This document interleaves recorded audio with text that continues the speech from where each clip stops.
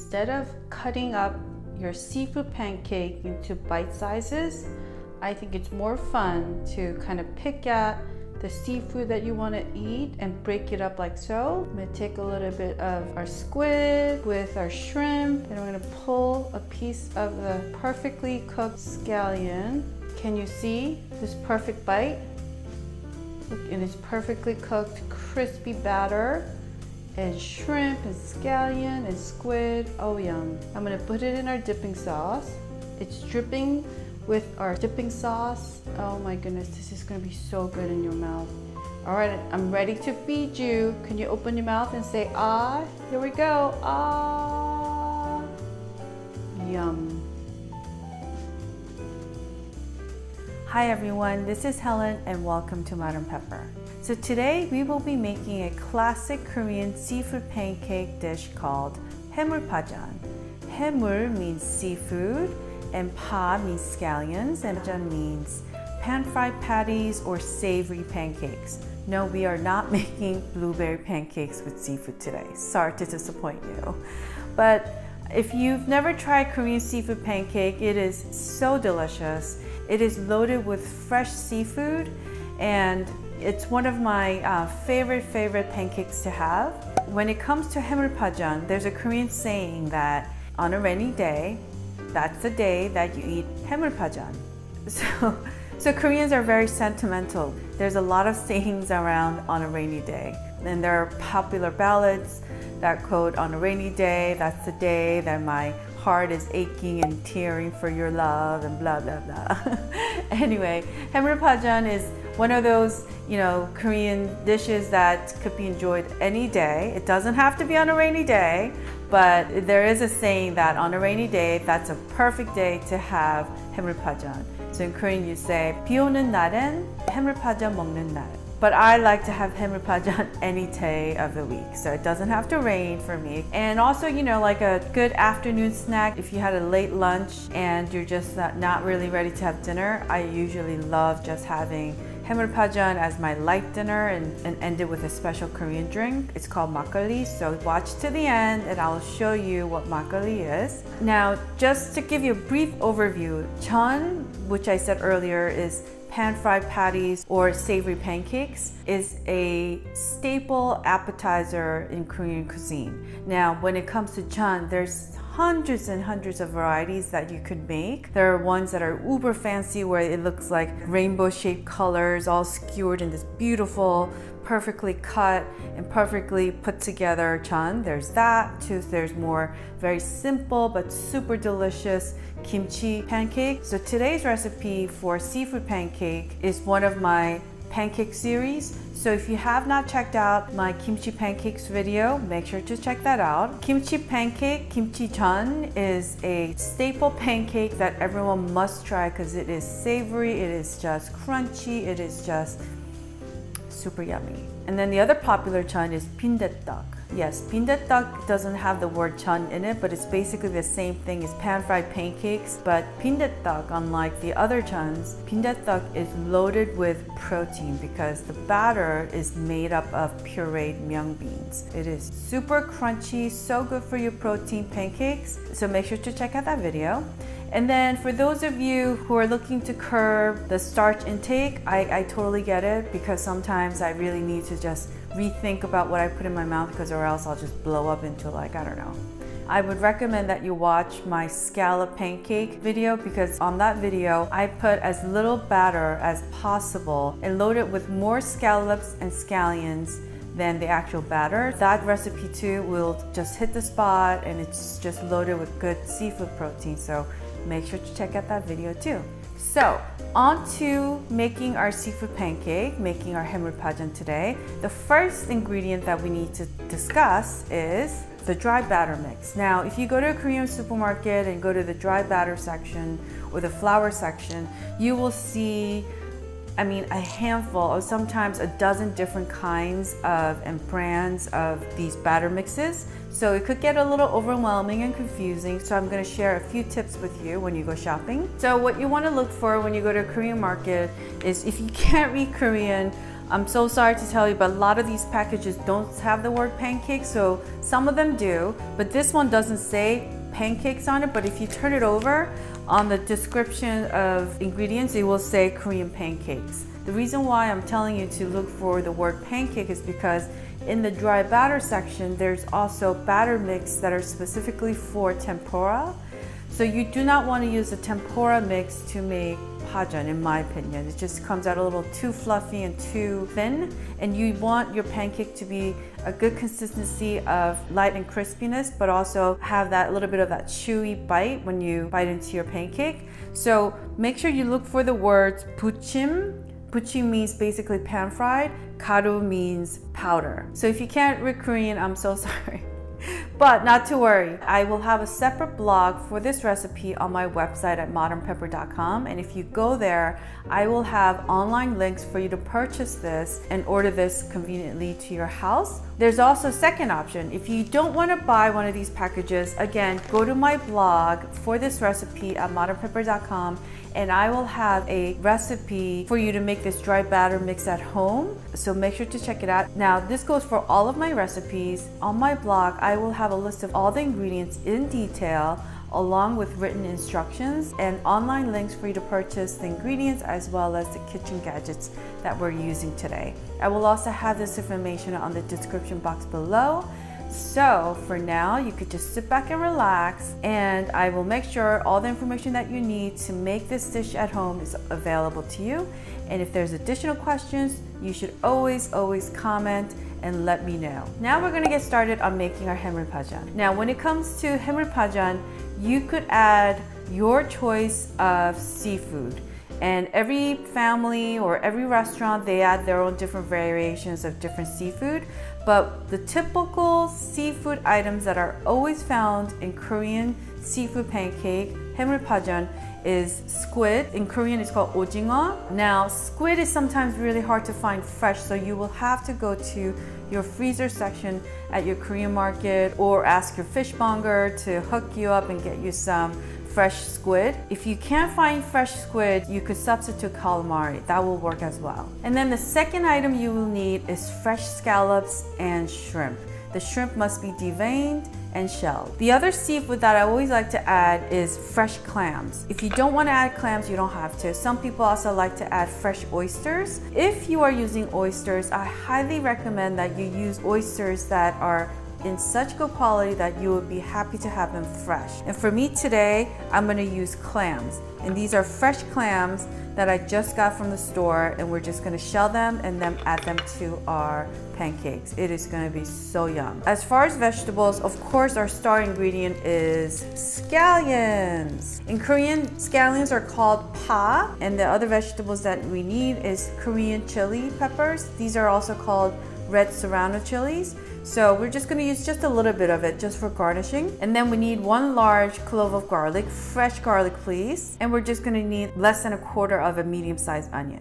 Before we get started on prepping our ingredients for our 해물 파전, I want to kindly ask you to please subscribe to my channel, because that means that I can continue to make these Korean video recipes for you, and I would love to continue to make these and be able to cook together. So please do subscribe to my channel, which is that pink button that you will see at that corner. And the second thing I want to ask you is make sure to please comment, because I would love to hear from you. So if you have any requests for future video recipes, please let me know. I would be so stoked to see your 해물 파전 that you made at home. So please make sure to share it on your social media and tag Modern Pepper. So let's get started on prepping our seafood and our vegetables. Now let's start with our 오징어 or squid. Now this is relatively small, so some squids come really big, so we're not going to use a whole lot, but I'm going to first show you how to clean our squid. It's very simple, but if you don't feel like watching this, then skip over it to the next part. So before we get started on our squid, it is very important that you use a sharp knife. There's actually a higher chance of you hurting yourself using a dull knife. And squid, when we cut it, is very kind of squishy and slimy. So it's really important to use a really sharp knife. So make sure to sharpen your knife. Okay, it's ready. In Korean, we call the floppy wing part the ears of the 오징어. No, I don't think 오징어 has ears that could actually hear me talk, but but anyway, so lay the flapping part down on the cutting board, place your hand over it, and I just want you to take your fingers and kind of go under right here and hold on to the flesh that you feel, okay? And then you just gently pull out the gut. That's it. Really simple. And then you lay it down, and then you take your knife and you see the two eyes? We're just gonna cut right above that. That part we discard. And then we're gonna make another cut right in between the eye, right here.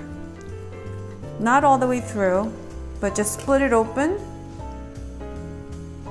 And just be careful because you'll also see the black ink come out, which is fine. It's, you know, black ink is not harmful for you. People actually make dishes out of that. I think the Spaniards make their risotto rice with black squid ink. It's so delicious. So get rid of the eyes. We just cut it out. And then you'll also notice that inside there was this kind of cartilage looking kind of muscle here, which is this. You just take that out and then just feel it with your hand. There shouldn't be any cartilage or anything hard in here. It should be soft. And then what you want to do next is cut the tentacles about 1 inch long.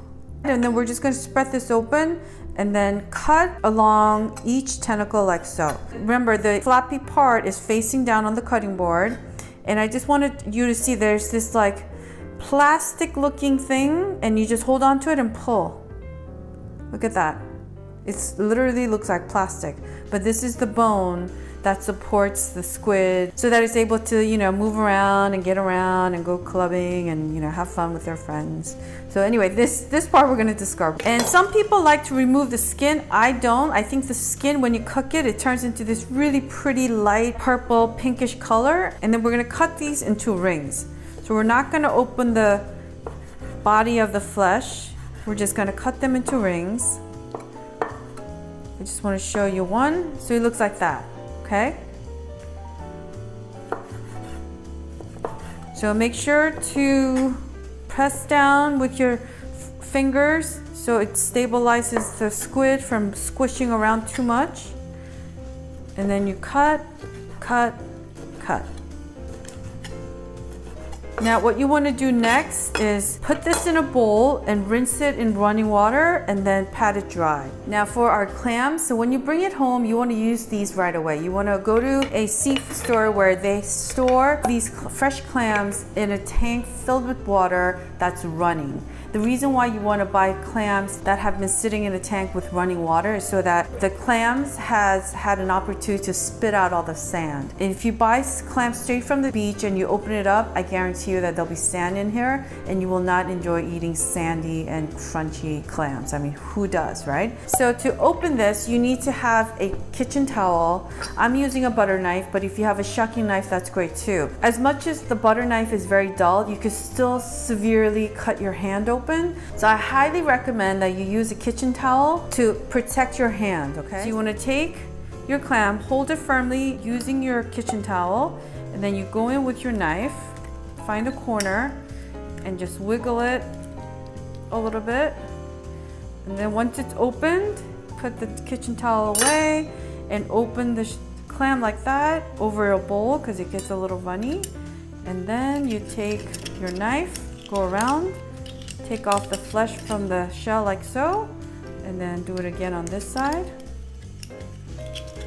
like so, and then put it in here. You want to use a scallop that's pretty big. It should be able to stand upright and it should be about this big, okay? And then as for shrimp, I think these small little guys tend to be a little bit sweeter and less chewy. That's perfect for 해물 파전. And I'm going to also show you how to cut this. Now onto our scallops. Hold it with your 4 fingers like that and then just slice it going sideways. Like that. And it's okay if it breaks apart. Slice it as thin as possible and then put it on the plate. Now onto our shrimp. So it's important to devein and of course take the shell off. So we're going to take our shrimp, hold it like so together with your 4 fingers and take your knife and go across and just cut it in half. Like that. Okay? Why are we doing this? Because we want to make sure that our pajeon stays intact, and if we add the whole shrimp like that, it might fall apart. So our seafood platter is ready, and before we put it on our pancake, so I always like to season my seafood before I add it to my pancake. So just take a little bit of salt. Just sprinkle a little bit on top, not a lot. We don't want to overwhelm it with too much salt. And then a little bit of black pepper.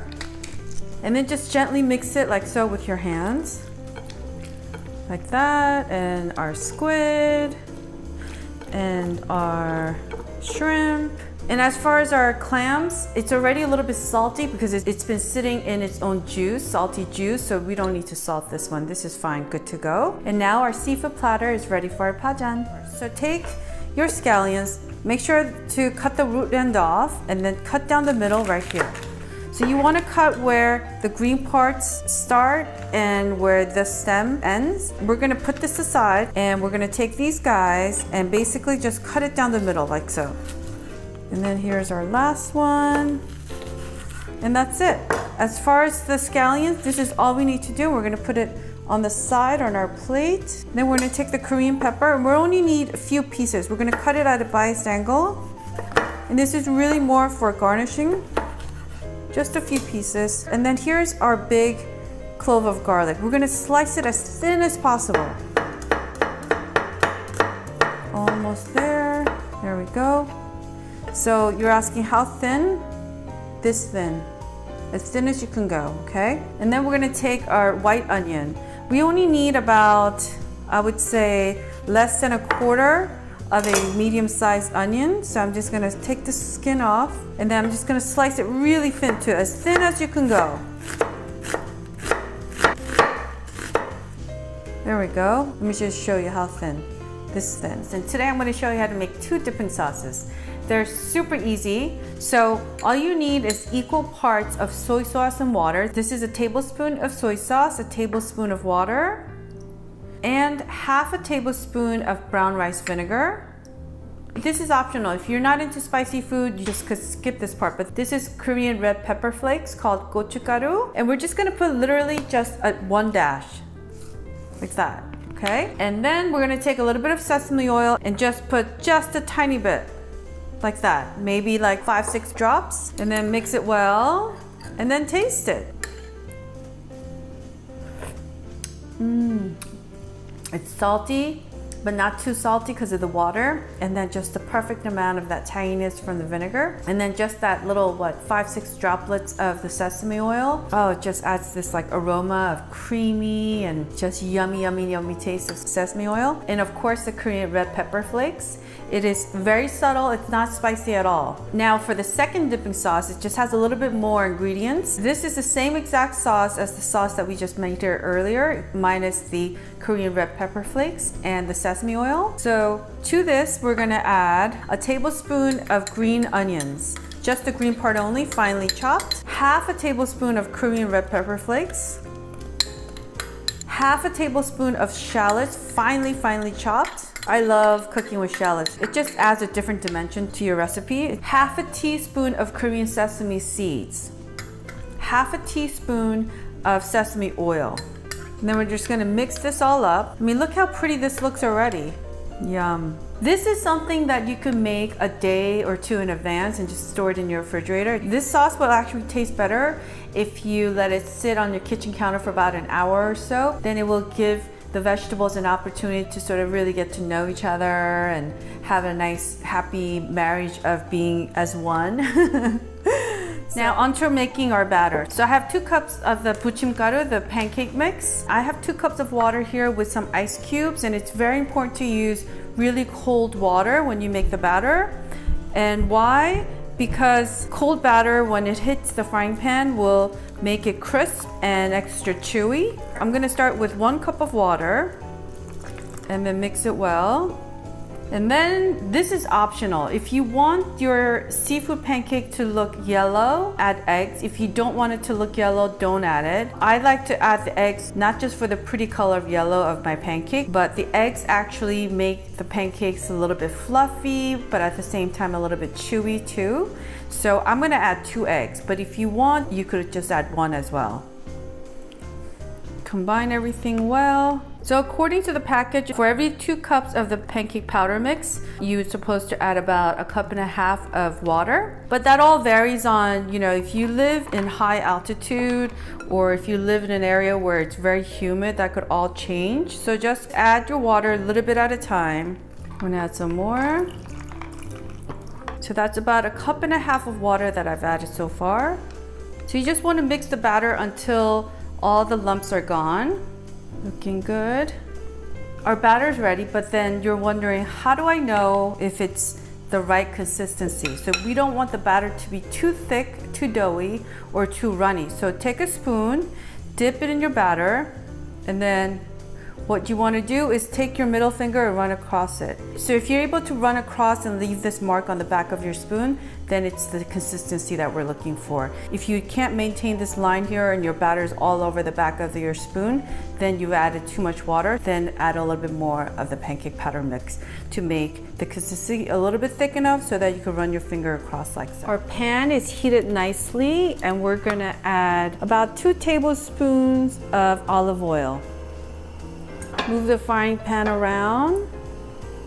So I preheated my pan so it's nice and hot, but the temperature right now is at medium. This is the batter that we made. And I'm gonna take the root end of the scallion and put it in here. You don't have to cover it all the way, just a little bit of batter on it, and then lay it down.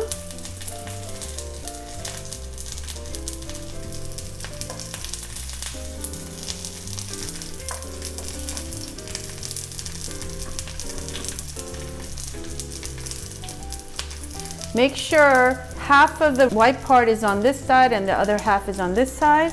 And then we're gonna take the rest of the green part of the scallion and dunk it in the batter just lightly. And then put it down. So we're making our seafood pancake to be about 6 inches wide.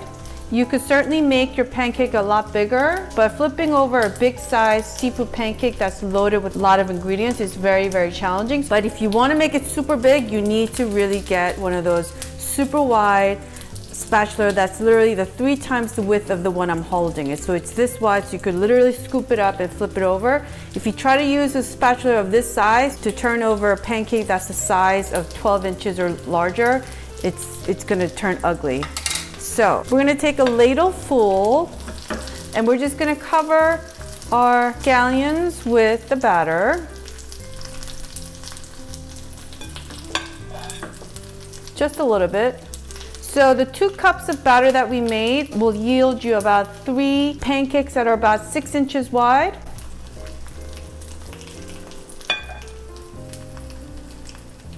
So you'll notice that as you're pouring this, the circle around the edges are not perfect, and that's okay. I'm gonna show you how to fix that in a little bit. So first we're gonna take our thinly sliced onions and we're just gonna put a few pieces, not a whole lot, just to give it that extra sweet, crunchy taste of white onions. Like so. And then we're gonna take our garlic that we sliced super thin, just a few pieces here and there, because it will be a nice surprise to get a bite of fresh garlic with your pajeon. So yummy. And then we're gonna take our seafood. So I'm gonna put down about 3 thinly sliced scallops. And with seafood, you could always add more or less, but don't overload it because then it really will be hard for the pancake to flip over. And then so we're taking our shrimp that we cut in half so it cooks evenly and it attaches to our pajeon like so. And then we're gonna take our squid and place them around like that. Here are the tentacles right here. And another piece right here maybe. And then here are the clams, just a few pieces. So the lucky person will get a piece of that fresh clam with their 해물 파전. Oh, it smells so, so good. You could almost smell the sea with all these fresh seafood. That's it. And then we're gonna take a little bit of the batter and just lightly cover the seafood. You don't want to bury the seafood with too much batter, so you should still be able to see the seafood. And then for our garnish, we're just gonna put 1, 2, 3 pieces of the Korean red pepper. And then to even out the edges, just take your spatula and just push the edges that are kind of sticking out, like for instance this one. Just pick it up and then tuck it on top. Pick it up and tuck it on top. So you could smooth out the edge of your circle by just picking up the parts that are sticking out and leave it like that. So my heat is still at medium. This will take about good 3 to 4 minutes on medium heat. You want to cook it kind of slow, because if you cook it on too much of a high heat, then your pancake will burn instead of cooking and turning out to be nice and golden brown. So our seafood pancake is ready to be turned over. So remember that we put the onions this way, so you want your spatula to go under where you're going against the way you put the scallions. So I'm gonna go under like this. You could always use a second spatula to help you, and pick it up and then just turn it over like that. This is the color that we're looking for, nice and golden brown. And let that sizzle. Do not move it around after you turn it over. Let it sizzle and let it cook together for another 3 to 4 minutes on medium heat. So it's been about a good 4 minutes. So you could always peek underneath by lifting with a spatula and see if the color is the same color as this, golden brown. We put the onions this way, so I'm gonna put my spatula against the grain of our onions and pick it up, have a plate ready, and then turn it over. Look at that. Wow, that looks really pretty. And I'm gonna show you a trick. So in between cooking your pancakes, you have to clean out your frying pan, or else the leftover residue here is gonna continue burning and it's gonna turn black, and then it's gonna make your next pancake look really not pretty. So I want you to take a paper towel, soak it wet, squeeze out the excess water, using your chopstick, drop it in here and then wipe it. Okay, this is how you could clean your frying pan without taking it to the sink and washing it with water and such. And we want to maintain the temperature of our frying pan right now. So there you go. That's how you clean your frying pan in between cooking your next pancake. And I want you to see that I have a small wire rack with a sheet of paper towel. So while you're cooking your second one, put the first one on this cooling rack so it cools down as you're cooking the second and third pancake. And continue cooking the rest of your batter. Oh, it smells so good. Okay, now it's time to taste. So typically at restaurants, they make them really big and they slice it up into bite sizes. And of course you could do that too. But what I like to do is just like rip it up and be able to like pick it up, and then you have like long pieces of scallion. Look how pretty the squid looks. I just pulled it out. So we have 2 different kinds of dipping sauce that we made. This is the lighter one, and this one has more fixings. And they're both good. It just depends on if you want to go with a lighter one or with more depth and flavor. So, oh, I'm gonna have this bite for you. So pick it up, and you just want to dip halfway and not more, because then it'll be too salty. So I'm gonna try the first light dressing. So good.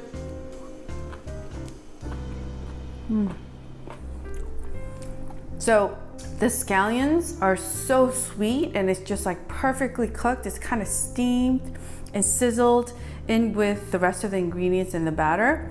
And then the squid has a chewy taste, and at the same time it's slightly salty. Oh, this is so good. Okay, I'm gonna have another bite. This time I'm gonna go where the shrimp is. Pick up our shrimp with the scallions, and I'm gonna dip it in the second dipping sauce we made with the gochugaru and other ingredients. Oh boy, look at that, looks so good.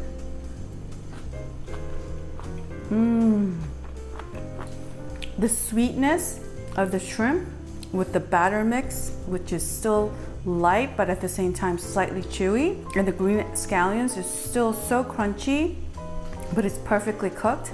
It is divine, it's so yummy.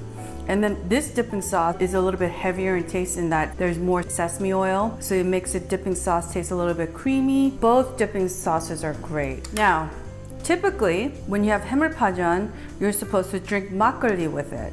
And Makoli is basically Korean rice wine that is unfiltered, unclarified, so therefore it's very murky looking, but it is super good. If you happen to go to Korea, make sure to ask the locals to introduce you to a 해물 파전 specialty restaurant that also makes their own in-house makoli. Then you found the place to go, because makoli and 해물 파전, they go hand in hand. It's like if you have this, it's kind of a protocol to have makoli, but that doesn't mean that you could only have makgeolli. So if it's an evening where you want to toss back a few more cocktails, a shot of soju is always great.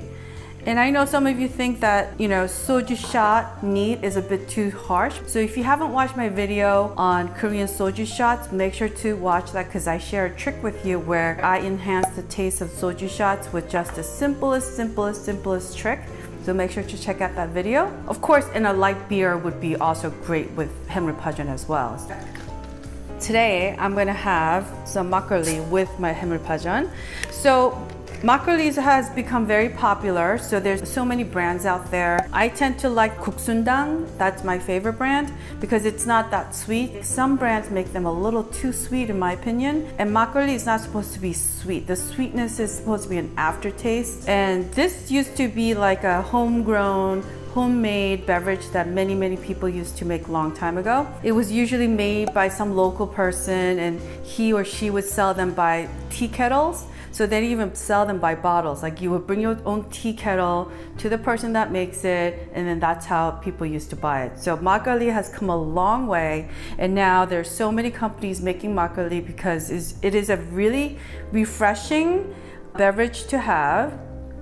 Oh my God, this is gonna be so good. As you can see, it's very murky, and makgeolli is not something that you're supposed to drink out of a glass shot or glass cup or any wine glasses. You're supposed to drink it out of a bowl. No, it's not a peasant thing or anything like that. It's typically served in a bowl, so you could use a makgeolli bowl like this, or you could get one of those porcelain small size rice bowls and you drink it out of that. So, cheers.